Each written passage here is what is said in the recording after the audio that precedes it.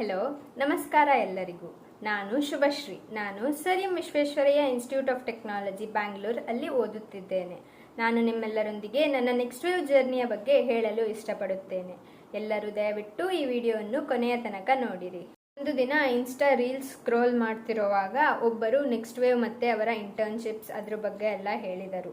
ನನಗೆ ಇಷ್ಟ ಆಯಿತು. ಆಮೇಲೆ ಅವರ ಬಯೋ ಅಲ್ಲಿ ಲಿಂಕ್ ಇತ್ತು, ಅದನ್ನು ಕ್ಲಿಕ್ ಮಾಡಿ ಫಿಲ್ ಮಾಡಿದೆ. ತಕ್ಷಣವೇ ನೆಕ್ಸ್ಟ್ ವೇವ್ ಅವರು ಕಾಲ್ ಮಾಡಿ ಅವರ ಪಾಲಿಸಿ ಬಗ್ಗೆ ಎಲ್ಲ ಹೇಳಿದರು. ನನಗೆ ಇಷ್ಟ ಆಯಿತು. ಆಮೇಲೆ ನನ್ನ ಅಪ್ಪನನ್ನು ಒಪ್ಪಿಸಿದರು. ನಾನು ಜಾಯ್ನ್ ಆಗಿ ಇವತ್ತಿಗೆ 7 ತಿಂಗಳು ಮುಗ್ದಿದೆ.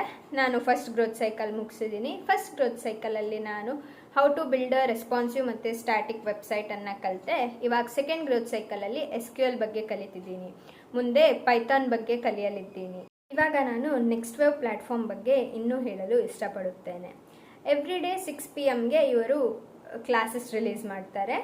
ಅದು ನೈಟ್ 12 ಒಳಗೆ ನೋಡಬೇಕು. ಆವಾಗ ಸ್ನ್ಯಾಪ್ ಥರನೇ ಒಂದೊಂದು ಸ್ಟ್ರೀಕ್ ಆ್ಯಡ್ ಆಗ್ತಾ ಹೋಗುತ್ತೆ. ಒಂದು ವೇಳೆ ನೀವು ಮಧ್ಯದಲ್ಲಿ ಸ್ಕಿಪ್ ಮಾಡಿದರೆ ಸ್ಟ್ರೀಕ್ ಬ್ರೇಕ್ ಆಗುತ್ತೆ. ನಿಮಗೆ ಕ್ಲಾಸ್ ಅಟೆಂಡ್ ಆಗ್ಲಿಕ್ಕೆ ಆಗಿಲ್ಲ ಅಂದರೆ ಆ ದಿನ ಸ್ಟ್ರೀಕ್ ಪಾಸ್ ಮಾಡ್ಬೋದು. ವರ್ಷಕ್ಕೆ 12 ಪಾಸ್ ಆಪ್ಷನ್ಸ್ ಇರುತ್ತೆ. ಮತ್ತು ನಿಮಗೆ ಕ್ಲಾಸ್ ನೋಡುವಾಗ ಏನಾದರೂ ಡೌಟ್ ಬಂತಂದರೆ ಕೆಳಗಡೆ ಡೌಟ್ ಸೆಷನ್ಸ್ ಅಂತ ಇರುತ್ತೆ. ಅಲ್ಲಿ ನಿಮ್ಮ ಡೌಟ್ನ ಹಾಕಿದರೆ next 12 hours, 24 hours or 48 hours ನಿಮಗೆ ಸೊಲ್ಯೂಷನ್ ಕೊಡ್ತಾರೆ ನಿಮ್ಮ ಡೌಟ್ದು. ಕ್ಲಾಸ್ ಎಷ್ಟು ಅರ್ಥ ಆಗಿದೆ ಅಂತ ನೋಡೋಕ್ಕೆ MCQ practice sessions, coding sessions, code playground ಎಲ್ಲ ಕೊಡ್ತಾರೆ.